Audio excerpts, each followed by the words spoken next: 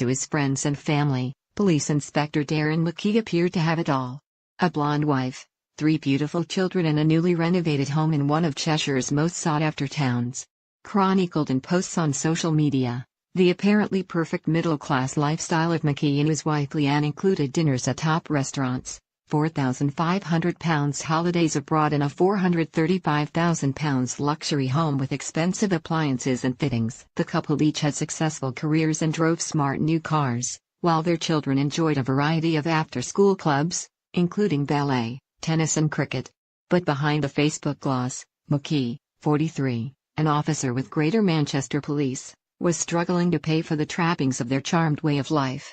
Unbeknown to his wife, McKee, who was in charge of their finances, had secretly rocked up £115,000 in debts, allowing the family to live way beyond their means for years. Chester Crown Court heard that matters came to a head when the officer secretly applied to borrow £54,000 in his wife's name. Mrs. McKee, 39, a part-time detective constable in the same force, found out and was furious.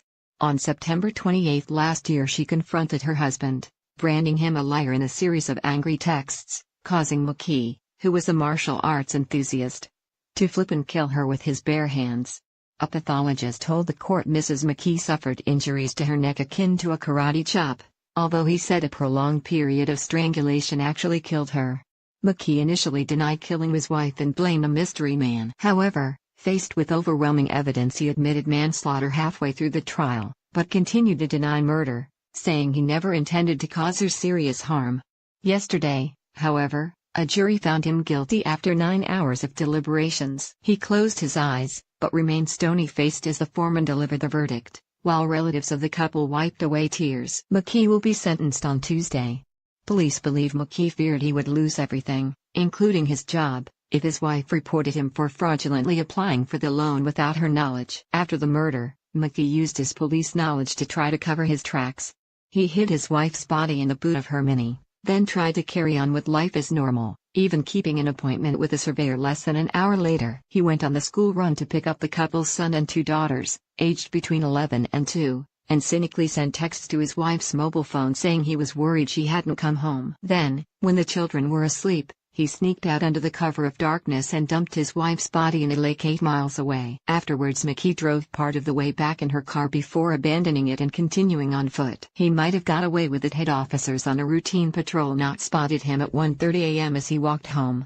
Panicking, he lied that he lived nearby, but dumped his muddy, blood-stained trainers in a wheelie bin just in case. The same officers grew suspicious when they spotted him again 45 minutes later walking in his socks and insisted on driving him home. McKee lied that he had been out looking for his wife who had not come home from work as expected, so the officers agreed to make inquiries back at the station. But within minutes reports came through that a female body had been found by an angler and they returned to arrest McKee. The court heard that at the time of the killing the couple, who met at work and had been married for 13 years, were in dire straits. Despite earning £3,900 a month between them, their income was nowhere near enough to finance the lifestyle they wanted and saw being enjoyed by their friends and neighbours in the affluent Manchester commuter town of Wilmslow. After their mortgage and all their other debt repayments, the couple were left with just £80 a month to live on, nowhere near enough to run a home and feed a family of 5. In fact, prosecutors said, they were facing a staggering £1,600 shortfall every month and,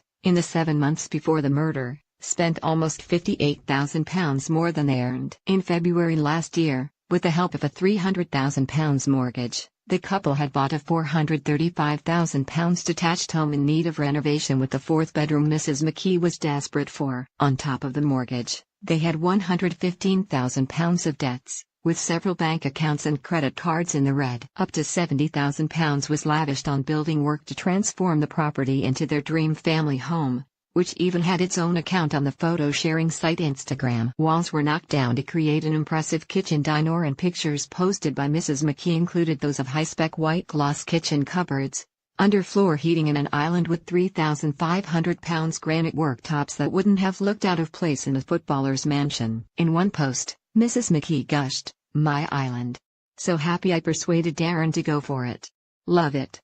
Another £6,000 was spent on new windows and £4,900 on bathroom suites. New sofas and carpets were bought on credit. The court heard that while the work was being completed, the couple lived in a £1,500 a month rented property around the corner. Their food bills regularly topped £900 a month. The McKees' spending also included dinners at San Carlo in Manchester and the Grill on the Edge in Alderley Edge, expensive restaurants popular with celebrities and footballers. According to Mrs. McKee's Twitter account, they also splashed out on a stay at Dormy House Hotel, in the Cotswolds, for her husband's 40th birthday. Rooms at the luxury Country House Hotel, outside Broadway, Worcestershire, which is regularly named among the best hotels in Britain, cost up to £400. In 8 years they spent £200,000 on credit cards and £30,000 on holidays, including breaks to Centre Parcs and a £4,500 family trip to Portugal a month before the murder. With the renovation work, which had run £35,000 over budget, nearing completion last September, and the builder demanding payment, McKee began frantically applying for loans, including 15 in one day, to keep them afloat. Behind his wife's back, he secured her P60 and sent it off, along with her passport, to a firm called Fluent Finance, which agreed to a £54,000 loan, secured against the value of their property, in her name. But McKee hadn't banked on his wife being in when her documents were sent back, via recorded delivery, while he was at work. At 11:22 a.m. on September 28, Mrs. McKee texted her husband, "You liar. Just got back a loan application with my passport in my name. WTF, what the?" Mrs. McKee, an only child, tried to call her husband 7 times, but he failed to answer. Instead he texted, "I'm coming home." Only McKee, who refused to give evidence in his defense, knows what happened when he arrived half an hour later. But detectives believe the couple had a furious row. McKee then strangled his wife with prolonged force for at least a minute, breaking 2 bones in her neck. Yesterday, Deputy Chief Constable Ian Pilling, of Greater Manchester Police, described Mrs. McKee, who worked in the force's serious sexual offences unit, as a hard-working officer who adored her children. Mrs. McKee's parents, Ellen and Ray died, of Deeside, near Chester, who are raising the couple's 3 children, said their lives would never be the same again. They added, "There are no winners in this trial. We have lost our beautiful daughter and our grandchildren have lost their beautiful mummy." Tell me where the freak's at.